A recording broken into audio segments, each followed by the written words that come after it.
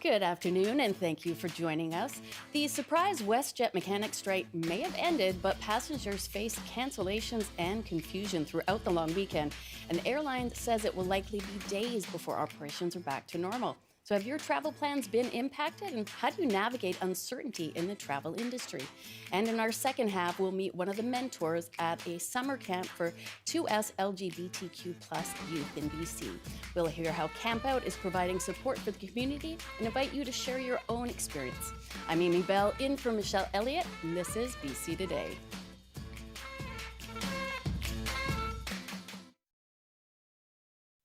And thank you for joining us on radio, TV, and live stream.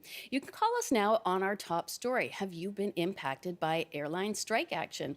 And have labor disputes like this affected your travel plans? Our number is 604-669-3733. You can also call us at 1-800-825-5950 or hit pound 690, or just email us bctoday@cbc.ca. So yes, the strike may be over, but WestJet passengers can expect more of this in the days ahead. What did the man at the counter there just tell you? He just let me know that my flight was canceled. Flight to Abbotsford was canceled. This comes as a surprise to you, I guess. Absolutely, yes. Yeah, I don't see any email. I didn't get an email. I have no idea. I got to try to find something.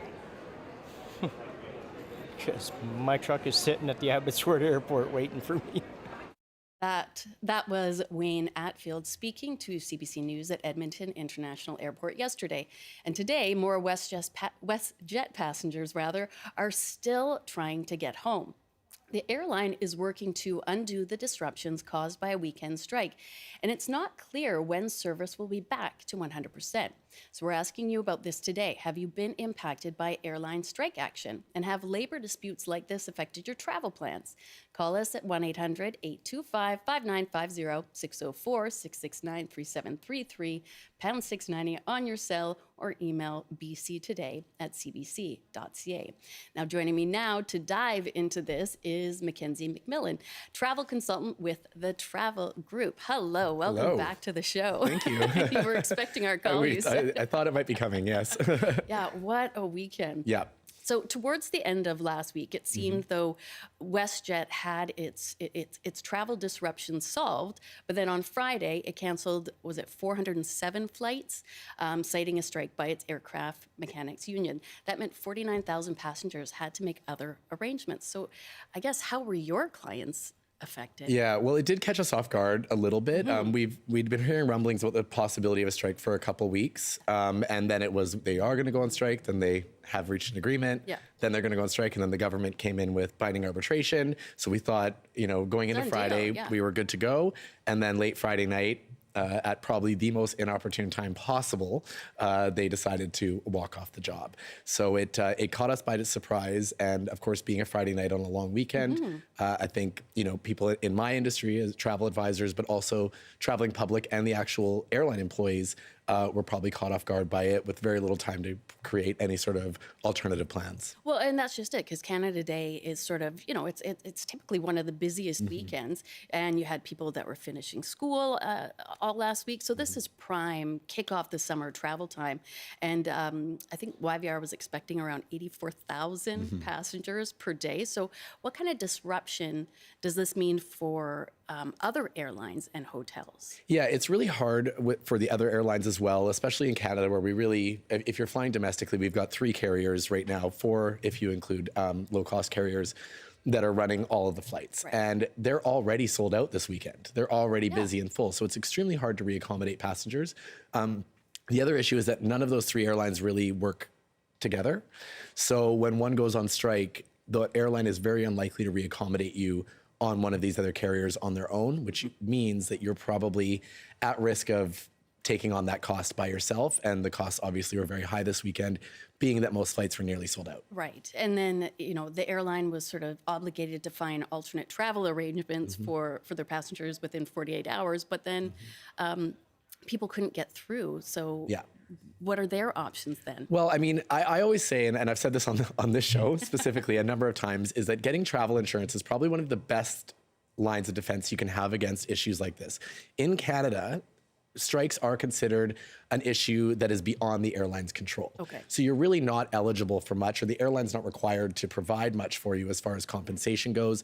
They're not required to pay for your meals or your hotels, that sort of thing in most cases. Right. So when you have travel insurance and you have cancellation or trip interruption insurance, that does cover you for booking on another airline, no matter what the cost is. So it's always a good idea, especially when you're going on a long, very, a pricey vacation, really good to protect that investment so that you're not stuck at the airport forking out another $8,000. Right. And we had people that were sleeping on the floor and Yeah. I'm sure at a certain point they would pay any price to just get out of there and get to where they're going. But it is an enormous out-of-pocket expense for people. We'd love to hear your experience if you were impacted by this weekend's strike action, or in the past you've had your travel plans disrupted. Give us a call, 604-669-3733. You can also call 1-800-825-5950. Email us, bctoday@cbc.ca. Now, it's not just WestJet that has experienced these types of disruptions. How widespread is this issue? So with airlines specifically, most airlines have multiple unions that are involved. So whether you're flight attendants, your pilots, some airlines may even have two separate unions representing the pilots individually in the case of airlines that have merged. Okay. So you've got a lot of unions and a lot of collective bargaining agreements. We're seeing a lot of this, and the expectation is probably that we're going to see a lot more of this with airlines over the next few years as agreements begin to come up for renewal. Okay. We've got, inflation, economic issues, the issues of staff treatment during the pandemic. It's not a surprise to me that we're seeing strike action come from different unions at different times, and we're probably going to see a lot more of it.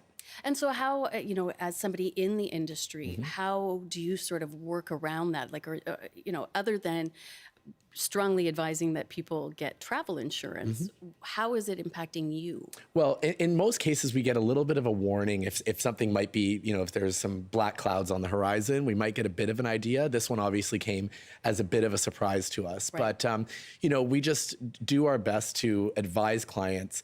But it's more that if you work, if you work with a travel advisor, often, travel advisors work as an advocate for you. So it's more about how do you deal with the issue once it happens. Okay. So, with myself and with my colleagues, we were working through the weekend, reaccommodating clients on flights, moving hotels around, trying to get hotels to give back deposits or waive cancellation fees. We work so that clients don't have to sit on the phone for 4 hours or sit on the phone for 5 hours and try to deal with the airline on their own. So that's kind of what we do. Like we do our best to advocate for our clients and make sure that they are able to have a seamless trip, even if we need to make drastic changes as well. All right. We're going to take a call now from Barry in Victoria. Hi, Barry. How are you? I'm doing great. How are you? Oh, I can't complain. That's good. I understand that you were a former airline employee, were you not? Yes, I was. I began my career in '71 with Pacific Western Airlines and continued on to 2004 with Air Canada. So you're well versed in the ways of air travel. What did you think about this past weekend's strike action? Well, I think WestJet, personally, I believe WestJet took it on themselves to be in that situation. You can't tell me that they were surprised that the maintenance people were not happy with what they were offering. That the whole group in February, rejected the contract, and on dimes to dollars, I would bet that WestJet went back to them after that and said, "Okay, we're not going to give you any more. We're taking this away from the contract, this away from the contract, that away, and that's it." And if the membership aren't going to take that, and for this guy to stand out in front of all the people in Canada and say, "Oh, I'm so surprised that these guys would do that." Well, if he had anything to do with negotiations, he would have known that they were upset, right, and were ready to go. They backed off at least twice before they pulled the plug. Now, This thing is all WestJet's fault. Probably could have been dealt with much sooner. And they were only out 3 days, and they got more than what they got what they wanted in the end. Yeah. I really appreciate your thoughts there, Barry. Thanks so much for calling in. What do you make about that? That WestJet, should have seen this coming. It's saying it was unexpected and didn't believe that it would come to this. Do you buy that? Should they have known this was going to happen if they didn't give up a better offer? I mean, I think that we're starting to see it, and we saw this with the pilots with WestJet when they were nearly on strike earlier in the year, that with the employees of airlines, they do hold a lot of cards because the economic impact of strikes can be devastating, not to the airline, but to other aspects of travel. And so I think probably, we're going to see unions are going to play hardball with the airlines because they really can cause some pretty dramatic effects.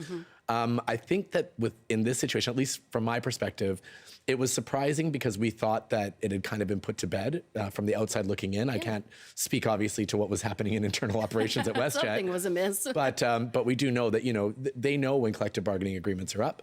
They know when negotiations are going to start. And in some cases, there are airlines in Canada where their unions don't have active agreements right now. So we can, you should be able to see trouble brewing. All right. But this was still a little bit of a surprise. Just the way that they took the action was a bit of a surprise. It really was. I always say I think I've seen it all, but even that I was like, wow.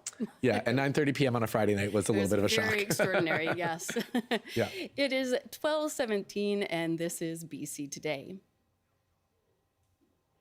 Now, let's hear more about how the strike is impacting passengers. CBC News spoke to these WestJet customers at Vancouver International Airport. A common theme is one of frustration with communication between WestJet and its passengers.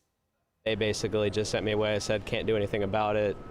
And I'm from the States, and it put me in a position where I had to pay for an Uber to a hotel, buy a hotel, pay for extra meals. Due back at work in the States, and I have to use a bunch of extra paid time off days. Couldn't be more frustrated. I'm trying not to lose my cool. Our flight was canceled. We got an email, and so we got up this morning thinking we'll come and maybe we can do something, shuffle things around.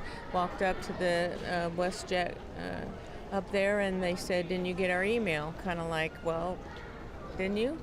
And, well, yeah, we got it, but we don't have a flight home.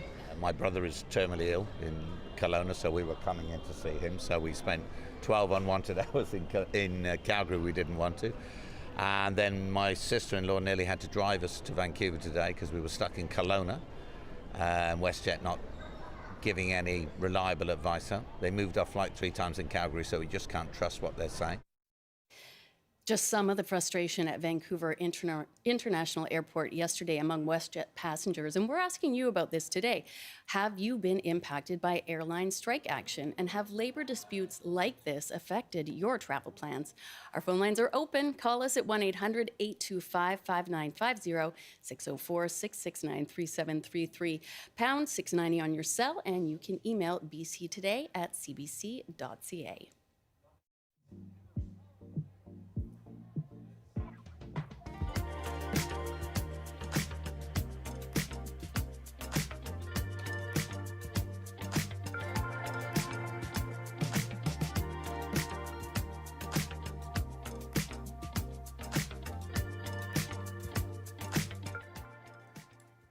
This is BC Today on CBC. We're on Radio 1, CBC Television, and live streaming on our website, cbc.ca/BC, YouTube at CBC Vancouver, and on the CBC News app.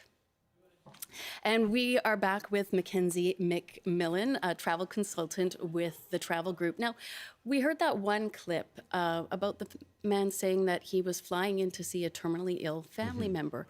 So he may get reimbursed at some point, but there is that very human aspect of loss that these travel plans, it's not all travel for fun or vacations. So how does that sort of impact, I guess, people's perception of the travel of flight travel going forward. Yeah, I mean that's heartbreaking to hear that, and it's just it's unfortunate. I don't really know how else to put that. It's a situation that we hope that doesn't happen, and obviously we would like to see airlines not go on strike, and we'd like to see them reach agreements without affecting passengers. It's just one of those things that is going to happen, and so we just work our best to try to find alternatives. In the case of this situation, there was a real communication breakdown, and I think because it happened so quickly, there just was no way to kind of find those alternatives. In the past, we've seen airlines do a very good job of being able to preempt passengers, give them the opportunity to cancel, get a refund, and then rebook themselves. But in this case, it just was a perfect storm of, what not to do, basically, from the airline's perspective. And so this is where we are now. Exactly. We'll take another call now from Norm in Victoria. Hi, Norm. How are you? I'm doing well. Did this past weekend strike have an impact on you? Yes, I have two things to talk about. One, I got stuck in Cabo San Lucas in Mexico.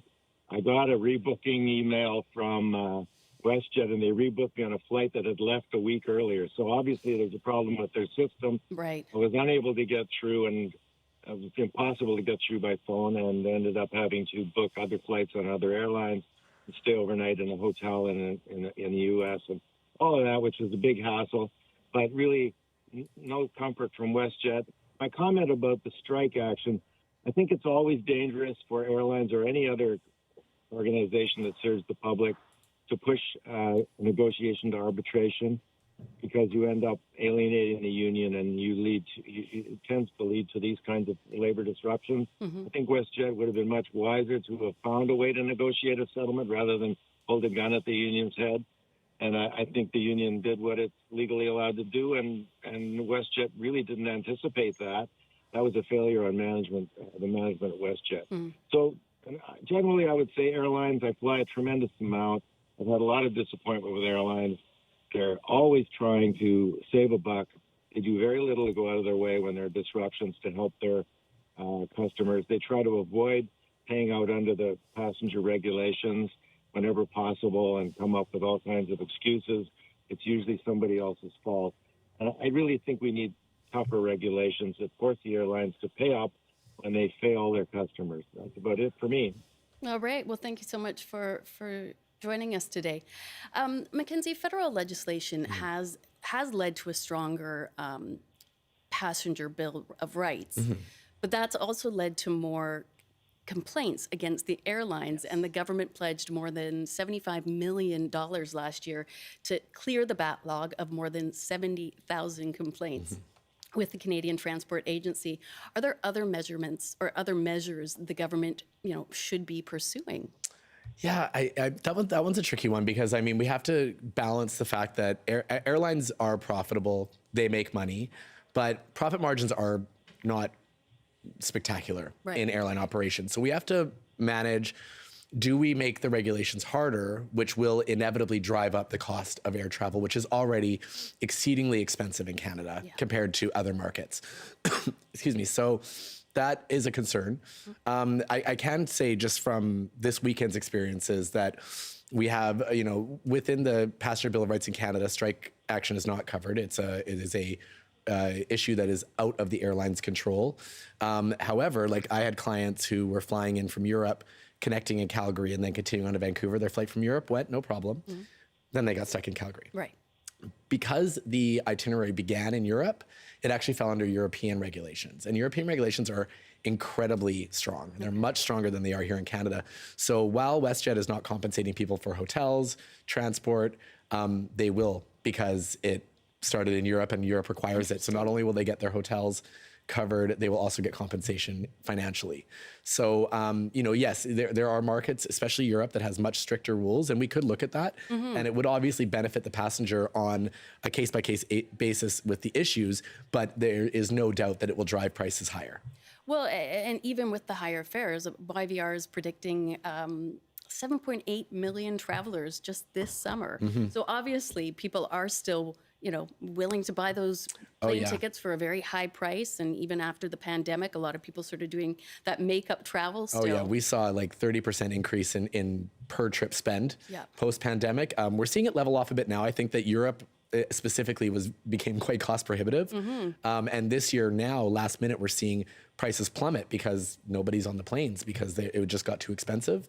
Obviously nobody, but there are a lot of people booking, but it is a little bit less expensive this year. So, I mean, we could see people still spending the money, especially on business trips or trips they're required to take.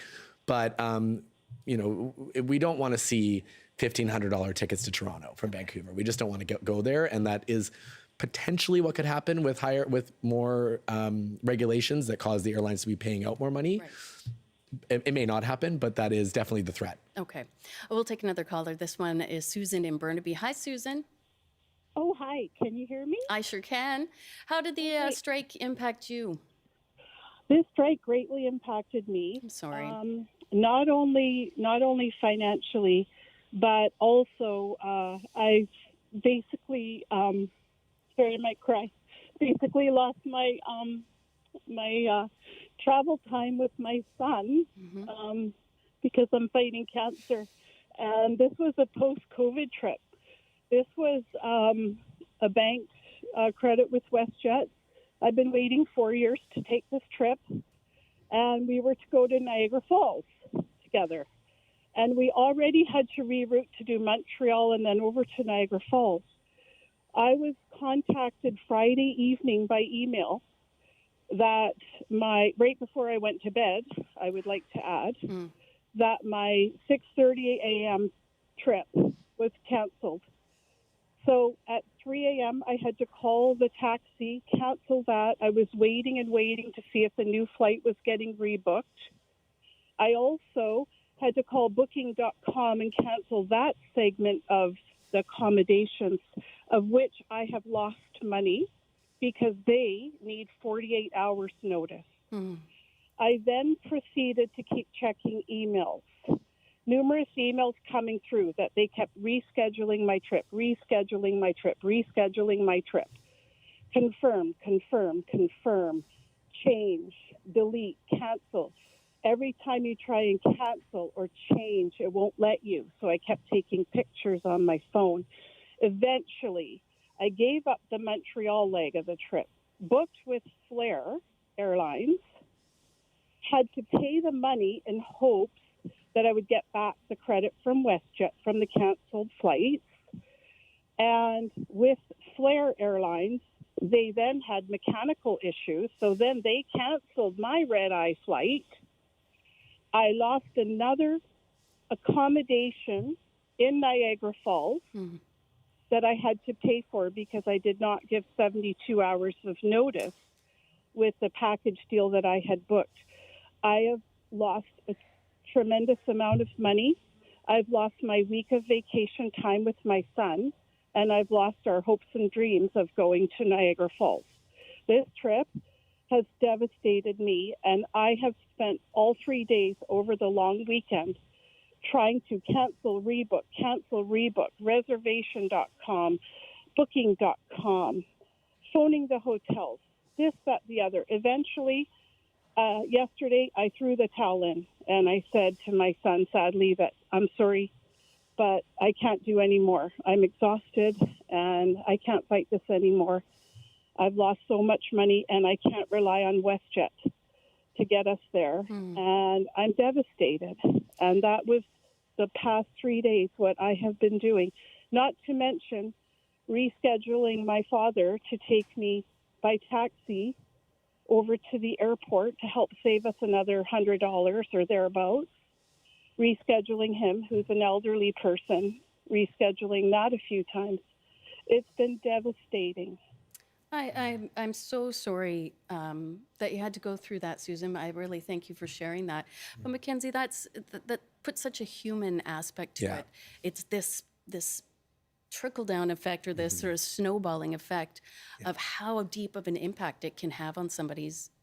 Yeah, that one's heartbreaking. And to hear that the other airline had a mechanical issue to just compounded everything, that's really tough. Yeah, I feel for her so much. That is a horrible situation. And the thing is, we do say sometimes like, people, oh no, you didn't get to take your vacation. That's too bad. But vacations are more than just luxuries for a lot of people. And I think that in this situation, and what we just heard, can really hear how devastating it can be for people to not get that time with their family or not get that time to take a trip that they've, invested and worked so hard for to go on. And, in the case of that trip there, it's really, really unfortunate. I would hope that the hotels would have waived the cancellation fees. But, when you book through a third-party online source, often it can be difficult to get directly in contact with the hotel. She's been on the phone for 3 days, it sounds exactly, like. yeah. So it can be a little bit tricky. I generally recommend for people, if they are booking on their own, to book directly with the source, so with the airline or directly with hotels, so that they have a direct contact if there is a problem. It's much easier to email a hotel and say, this is my situation. Because if you use a third-party source like Expedia or something, you're emailing them, and there's not really any way to understand what they're going to say to the hotel on your behalf. Now, obviously, if you're a travel advisor, you've got an advocate there that's a real person that will work for you. Right. But and I know that sometimes the deals can be much better, but there is a bit of a risk, unfortunately. And for that caller, I really feel for her, because that's a horrible situation. And I would hope that she would stick with it. Try to email the suppliers again. So either, I think she said booking.com, reservations.com. Try to explain the situation and just see if they can get someone a bit higher up that may be able to advocate on their behalf directly to the hotel suppliers, because the hotel cancellation policies are strict, but they often are subjective. Yeah. Yeah. Okay. Mackenzie, always a treat to talk to you. Absolutely. Maybe under better circumstances One next of these time. days. One of these days we'll have a show where it's not about a strike or a hurricane. I hope so. That was Mackenzie McMillan, a travel consultant with the Travel Group. And the news with Michelle Morton is next. Good afternoon. Here are the headlines from the CBC Vancouver newsroom. The Surrey Police Service is celebrating a milestone, getting its own vehicles onto Surrey streets today. Today, 10 SPS-marked cruisers began patrolling in the city. The more than 200 SPS officers deployed drove RCMP-marked vehicles. In May, a BC Supreme Court ruling put an end to a 2-year fight by Mayor Brenda Locke to stop it. The service now has an aggressive hiring campaign underway. The WestJet mechanic strike has ended and engineers are back to work, but the airline is advising passengers to check the status of their flights before leaving to the airport. Travelers are still facing cancellations and confusion. WestJet canceled nearly 300 flights on Canada Day and another 27 today. The community of Savannah is recovering after flash floods Sunday. At least 20 homes in the area have been affected. Environment Canada has issued a severe thunderstorm warning for parts of BC's interior. A warning for the northeast says the Fort Nelson area can expect thunderstorms, large hail, damaging winds, and torrential rainfall. In the local forecast by Environment Canada, clouds are expected to clear this afternoon, highs of 19 except 22 inland. And for tonight, a few clouds and gusty winds, cooling down to 13. Tomorrow, sunshine and clouds, highs of 20 except 23 degrees inland. Now back to BC Today with Amy Bell. Thank you so much, Michelle. I'm taking it you weren't impacted by the strike? No, my only traveling was from home to work here. From my kitchen to my couch. That's how I like to keep it. It's my favorite route. All right. Thank you, Michelle. And thank you for joining us on CBC Radio 1, CBC Television, and live streaming on the CBC News app, cbc.ca/BC, and on the Vancouver YouTube page. And we will take one more call from Doug in Surrey. He was, of course, calling in to talk about his experience with the WestJet strike. Hi, Doug. How are you? Hi, Amy. I'll tell people briefly that I have experience working at Air Canada in Toronto for 16 years in baggage, so I know wherever I speak. I left in 1990 to get a trade, and believe me, what the airline industry has degenerated to is not the airline that I left. But I have a question. When is the Canadian government via rail going to get off their butt and start spending some money in some half-decent train service. And I worked at Greyhound before I retired. We need a good cross-country bus and train system that works interconnected so that the airlines and what they've sunk to in recent days don't occupy to travel across this country. This is a situation that the Canadian government and some very cheap employers need to get off their fanny and do something for little people that can't afford a mortgage to fly to Toronto. Doug, I really appreciate you calling in. Take care, and I think not the only one asking for something other than the airline.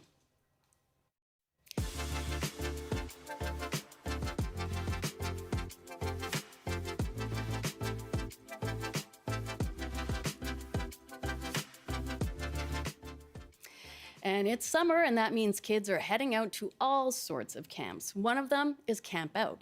It's a camp that's open to 2SLGBTQ plus youth from across BC and Yukon.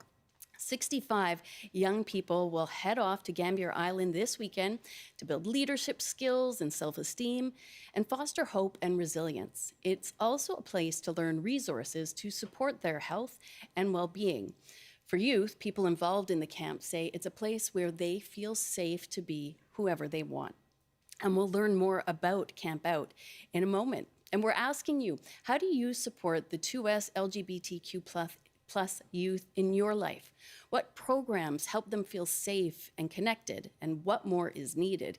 You can call us at 1-800-825-5950, 604-669-3733, pound 690 on your cell. And you can email us today at CBC or at bctoday@cbc.ca. Danielle Gallardo is a UBC Faculty of Education doctoral student and community mentor for CampOUT, and they join me now. Hello, thank you so much for coming into the studio. Hello, thank you for having me. It sounds like it's such a wonderful and important camp. How long have you been involved with it? So this will be my second year going. The first time it was last year. Well, tell us more about CampOUT. What is the experience like for the youth that are attending, and also for people like yourself, the mentors? Yeah, I think something that we mentor share as a part of the queer community is a place that we would dream of having when we were young. Right. So it's a place where you can see this intergenerational love happening, and it's so beautiful to kind of witness the magic and the healing that happens when you are able to gather a community of youth who just want to be and express themselves and find networks that support that. And as you said, like to have what you wanted when you were growing up, to be able to give that experience to somebody, that must help you grow and heal as well. Absolutely. I always say that for me, coming back from camp, it was just a transformative experience and a healing one, where my body, soul, heart were full of the most beautiful memories of queer kinship. And how did you become involved with CampOUT? So I'm a doctoral student, and I work with SOGI education, sexual orientation and gender identity education, in the Faculty of Education. And one of the programs that the faculty supports is CampOUT. My research is on creating and cultivating places of belonging for 2S LGBTQ youth, and CampOUT is just this great example of cultivating a place of belonging for them. And while they're there, what are some of the things that the campers will experience? So something that it's really interesting is it's a normal camp with your typical activities at camp, like archery, swimming, canoeing, trailing, but it also has this queer aspect where you can have approaches in education that maybe in other camps are not seen before, like anti-racist approaches, decolonizing issues, and disability justice education. It's really important to understand those interlocking structures of oppression that have affected the queer, two-spirit, and trans community. And some of the things that we do at camp are something that I do specifically is drag, and allow campers to express themselves through dress up and makeup. And you run this drag workshop. Tell me what drag means to you. So for me, drag is just this beautiful art performance that allows you to imagine yourself differently. And it's not something that you have to tie on. So I always, for the public, I always remind themselves of thinking about Halloween or thinking about that time where you wanted to wear a hero cape. Right. And you wanted to pretend to be something else other than not necessarily human or another character. So it's just a playful practice for campers to be able to pretend for a while and imagine themselves differently. I love that. We do have a call right now from Dakota in Kamloops. Hi, Dakota. Hi, how are you guys doing? I'm doing well. How are you? I'm doing good, thank you. And I understand you're attending the camp this week. Yeah, I'll be attending as one of the campers. Oh, that's awesome. That's very exciting. Thank What are you most that's awesome. That's incredible. Thank you so much for calling in. What are you most excited about for your experience? I'm really excited to meet a lot of other queer people outside of Kamloops, where I am right now. I know I sit in an elected position for Two Rivers Métis Society as their elected youth rep. I know that there are quite a few Indigenous queer and Two-Spirit youth in Kamloops, but I feel like branching out and going to things like CampOUT could help me get kind of a better perspective on all the queer people in BC and kind of those perspectives. And there's also that element of fun about it, right? I'm really excited to go and do all these things like the canoeing. I'm hoping to do the drag part of it too. I'm really excited for that, and I think that there's future daughter. Yeah, no, there's lots to do, right? So I'm really excited to learn more and bring it back to my community, but also just kind of enjoy myself and be myself. So yeah, I'm really excited that spaces like these exist in our province, that we're seeing more and more of them. It is incredible. I'm so excited for you to have such a good time. Dakota, what would you want to share with fellow campers while you're there? I think just kind of bringing my perspective and my kind of story with how I came to my identities and my sexuality and all that kind of thing, and just kind of I'm on the older end of it. I'm 18 right now, so this will be my first and last year as a camper, but maybe coming back in the future as a chaperone of some kind, or just being able to help out in any way I can, right? So helping maybe some of those younger queer folks who are going to be attending this camp with helping them kind of come to terms what their identity might be, because I know a lot of people who are going to this might not necessarily know. So hoping to be a little bit of a mentor while still enjoying myself. I hope you have an amazing time. I hope that too. That's so amazing. And an incredible thing that happens at camp, and thank you, Dakota, for mentioning it, is that there's so much of that intergenerational mentorship happening with older campers and newer, and you can start seeing those bonds happening, that it's so beautiful. And you mentioned it earlier, and Dakota just mentioned it now. Yes, there is a lot of heaviness, I would imagine, and seriousness that members of this community sometimes have to face. They are also young and they want to have fun. Exactly. And that doesn't matter, that's just such a common theme among humans, and they should be able to enjoy that. Everybody should have a chance to go canoeing and have fun and explore, but also being able to fully embrace all sides of themselves. What is it like for you to introduce and facilitate drag for the youth at the camp? What does that mean to you? So I think the most beautiful thing about drag is, as an art form, is completely contextualized to and adapted to the audience. And something that I really love from it is that we never ask the question of, we want these ideals for you to take on. It's actually, who do you want to be? Who do you want to portray? What is your, what are you feeling that you want to embody today? And I think creating that space, it makes it really safe for campers to explore that side of their identity and start to question and engage with other forms of relating with this world. Something that we do is, at the beginning of the sessions, is we actually work with students to be able to have self-confidence, embody whatever they're feeling, and we ask them to walk in different categories, like be an alien from outer space, or be a creature in nature, and or be a runway model. So that allows them to have this self-confidence to show and perform. A lot of the work that drag takes is much of inner self and being able to showcase that. It's almost like self-advocacy and really being able to present yourself in the way that you're comfortable with. Exactly.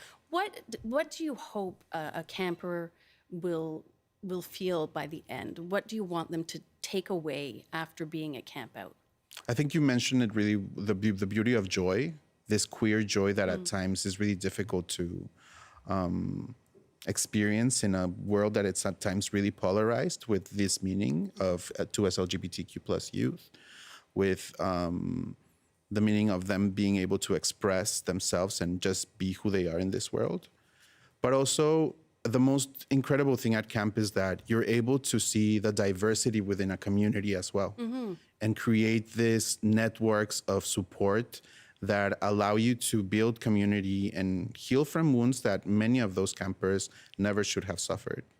And I think that side of the magic of just being in community and having fun and playing and meeting others like you allows for that community and relations to prosper. And how unique is CampOUT? How available are resources for the 2SLGBTQ plus youth in BC? Is this something that is difficult for them to find? Are we seeing more and more of this? So something that we have, this year we had almost 200 applications. Incredible. And we only were able to support 65 campers because of capacity and also funding issues and being able to create a space, a safe space for all of them. But something that it's, I think, really beautiful is that CampOUT is a program that if you don't have the means, it will help you out from the moment they pick you up at your home until you come back. So everything is gonna be, all the expenses are paid for that. And it's part of the great donations that we have from our community and the support from the Faculty of Education. But it's really a program that also works with a lot of counselors around the schools for students to be able to know that this place exists.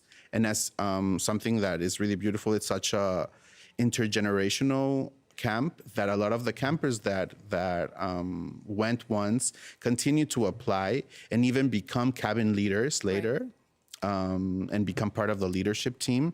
So you can see the growth of the campers just in this kind of year by year. And such a wonderful tradition to sort of experience the camp from all these different sides and maybe take away something different every year or heal something different. I asked what you wanted the campers to take away. What are you hoping for by the end of CampOUT this year, for you personally? Something that I am always excited about is that at times we didn't have the chance to, like specifically as queer people, there hasn't been a lot of intergenerational interactions between community, specifically because of, the system that we live in. But that's the most magical side of CampOUT, how you can see these bonds relating between older queers and younger ones, which is really beautiful as networks keep on moving. And you are able to, as Dakota mentioned in this, and I'm so excited to meet I'm so excited Dakota for also. Dakota. But you're able to learn so much of what it means to be in this community and where you come from. So taking away the stories and knowing every single one. I always say that something so beautiful in camp is that you get to see the multiplicity of this community and how diverse we are and how we are just really trying to kind of survive in a system that not really allows for us to be who we are. Right. You want to be able to thrive. Exactly. And they can do that there. Thank you so much for coming in today. you. It was just a great treat to meet you and to hear from Dakota. And I hope to hear back from you after camp to find out how everything went this year. We are actually leaving tomorrow. Okay. Yeah, so this is the visit before leaving to camp. Wonderful. Thank you so much for coming in, Danielle. Danielle Gallardo is a UBC Faculty of Education doctoral student and community mentor for CampOUT. That's great.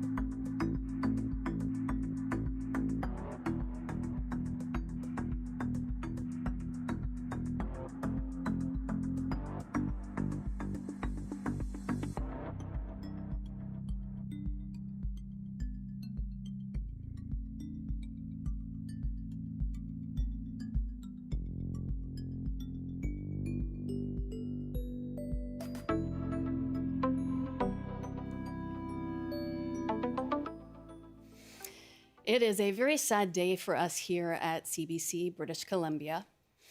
Our friend Rick Cluff has died. He spent 41 years with us here at the CBC, and 20 of those as host of the early edition, where I was lucky enough to sit by his side. I took this look back at his life, his career, and his connection with you, the people of BC. The toughest walk of the day is from the bed to the shower. Once you hit the shower, you're fine. Rick Cluff first joined the CBC in 1976 as a sports commentator and reporter before moving his family to the West Coast to take over the morning airwaves as host of the early edition. He then fell pretty hard and deeply in love with Metro Vancouver and its people. Rick quickly made lifelong connections off and on the air with his quick wit, his boundless curiosity, his respect and kindness. On the air, Rick had a knack for instinctively knowing just how to get people to open up to him and to level with him and to be honest with the audience. In any given show, he could spar with a pugnacious politician and then turn around to soothe a nervous first-time guest with a gentle smile. It's incredible. I mean, it really is. It's something I've never experienced before. And I mean, Justin Morneau was on the bus with us. And he said, you know, we're outside our comfort zones. He plays Major League Baseball, MVP. He was nervous. He welled up with tears when he got off the bus. And same with me. Through his 41 years at CBC, Rick covered 8 Olympic Games and 5 Commonwealth Games. He went toe-to-toe with prime ministers and premiers and talked audiences through a terrorist attack in New York and a riot on Vancouver's streets. And he touched us all with memorable interviews with people that moved us, like Mr. Rogers and Terry Fox during his Marathon of Hope. But it was when the microphones turned off that Rick truly shone the brightest. There was not a laugh too loud, a bear hug too big, or a thoughtful gesture too small. He took pride in the countless journalists he helped mentor and take under his wing as honorary family. Nothing made Rick happier than seeing those around him thrive in their personal lives and their careers. And he never faltered in his support. Rick's love for his family was endless. His children, Mallory and James, were his greatest source of joy and pride.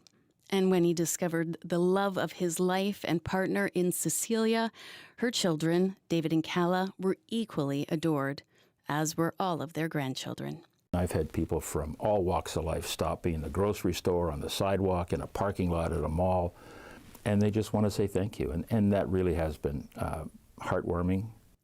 It is so hard to imagine a world without Rick Cluff, without his laugh and his light. But what a wonderful legacy he has left us all through his voice, his love, and his family. Rest easy, Cluffer. We'll see you when it's dark and early.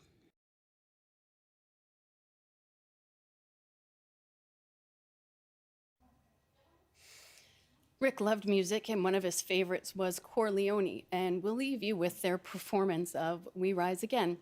I'm Amy Bell. Thank you for listening and watching.